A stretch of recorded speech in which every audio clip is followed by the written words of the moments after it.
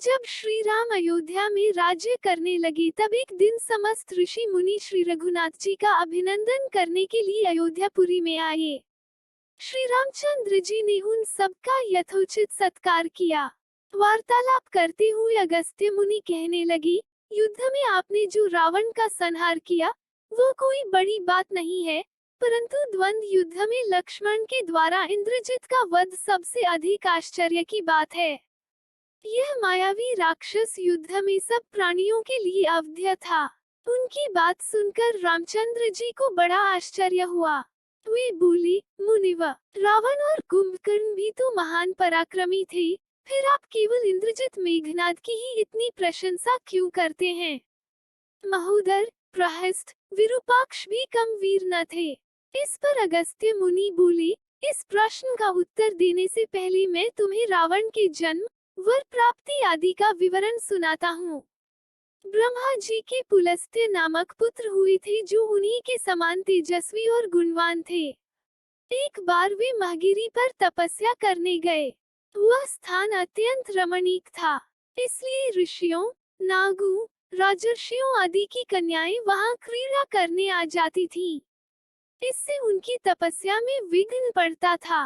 उन्होंने उन्हें वहां आने से मना किया। जब वे नहीं मानी तो उन्होंने शाप दे दिया कि कल से जो लड़की यहाँ मुझे दिखाई देगी वो गर्भवती हो जाएगी।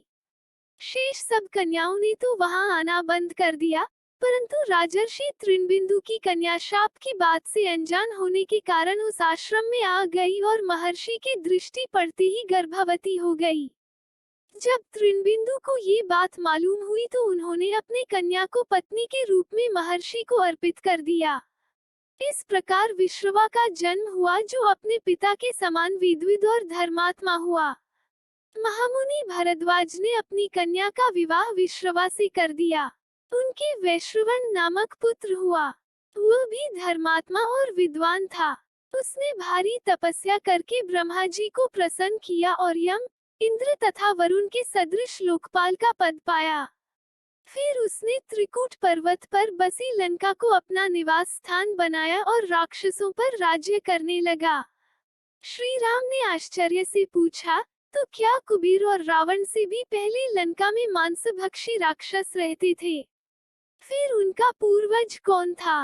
ये सुनने के लिए मुझे कौतूहल हो रहा है।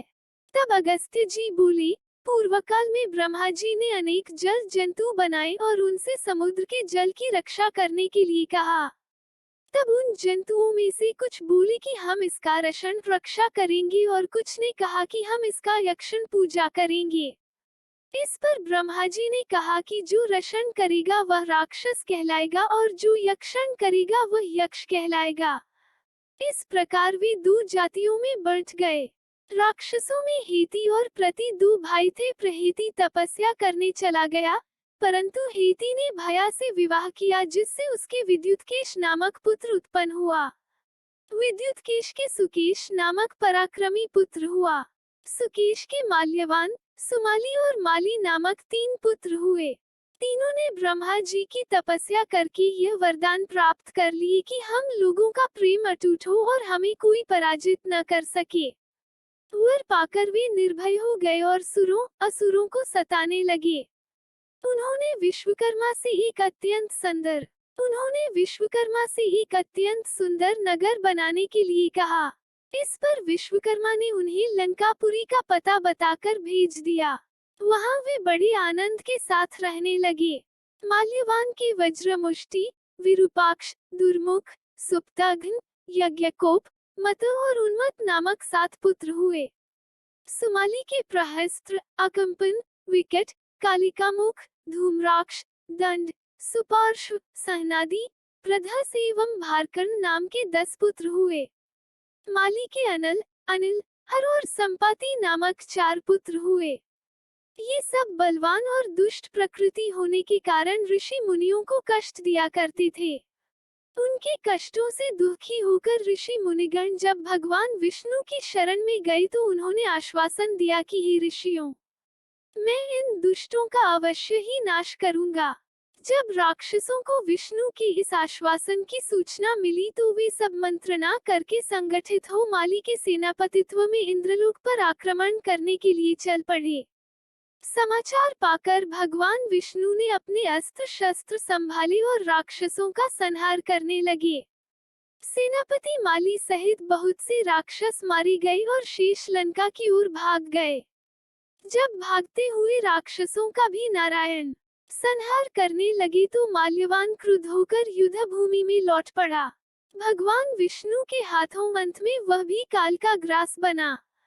शेष बचे हुए राक्षस सुमाली के नेतृत्व में लंका को त्याग कर पाताल में जा बसे और लंका पर कुबेर का राज्य स्थापित हुआ। अब मैं तुम्हें रावण के जन्म की कथा सुनाता हूँ। राक्षसों के विनाश से दुखी होकर सुमाली ने अपनी पुत्री कैशी से कहा कि पुत्री, राक्षस वंश के कल्याण के लिए मैं चाहता हूँ कि तुम परम पराक्रमी महर्षि विश्रवा के पास जाकर उनसे पुत्र प्राप्त करो। वही पुत्र हम राक्षसों की देवताओं से रक्षा कर सकता है।